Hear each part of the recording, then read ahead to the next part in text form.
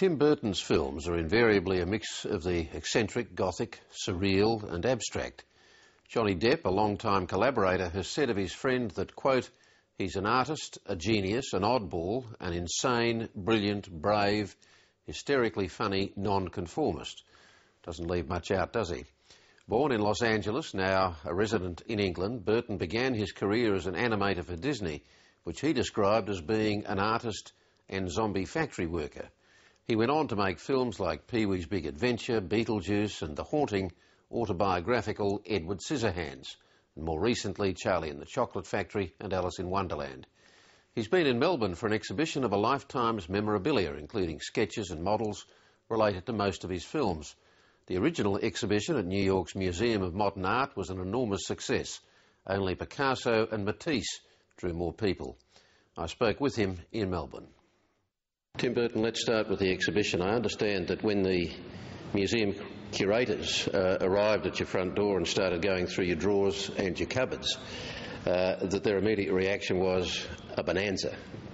But I think what they unearthed surprised you too, is that so? Oh yeah, I mean, I'm not like this meticulous archivist, I just stuff things in drawers and, they found things like my first rejection slips from Disney, things that I'd written on, napkins and things. And it surprised me, really. I didn't really realize I'd saved all that stuff.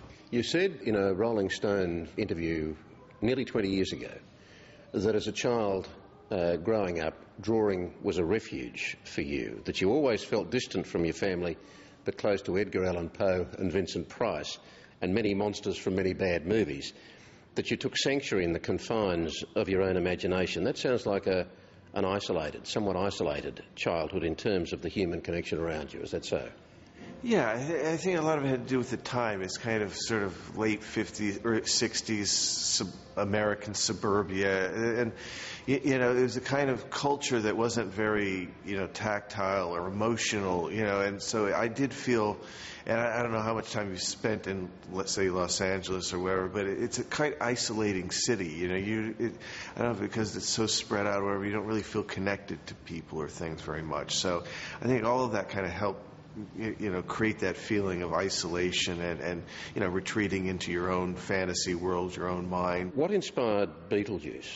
Well, that was my first strange experience in the sense of, because I'd read a lot, after Pee-wee, I'd read a lot of scripts that were very just traditional kind of comedy kind of things. And then I got this script that made absolutely no sense and was a very strange, and I couldn't believe any studio wanted to do it. So that was intrigued me to begin with. It was like, in some ways, and I worked with a lot of people that were like good at improv, like Michael Keaton and some of the other cast members. So it really opened me up to kind of being more spontaneous. What I mean is, can you be scary? Oh, hey, don't ask me. Can I be scary? What do you think of this? You like it? And Edward Scissorhands just came right out of your head, didn't it?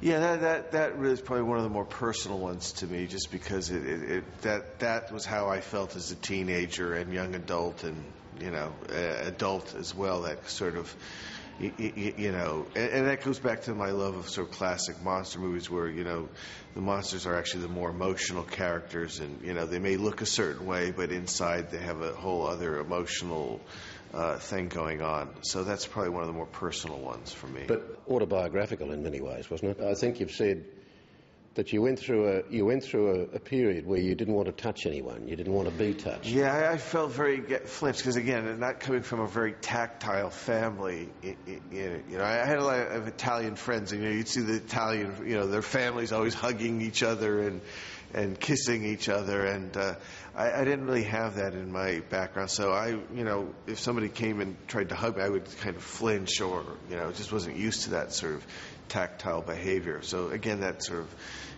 where Edward Scissorhands came from. When you showed Johnny Depp your Scissorhand drawings, he said that he was traumatised by them, haunted by them. They obviously influenced how he came to see the role. Have you found that effective, communicating with your actors through the drawings?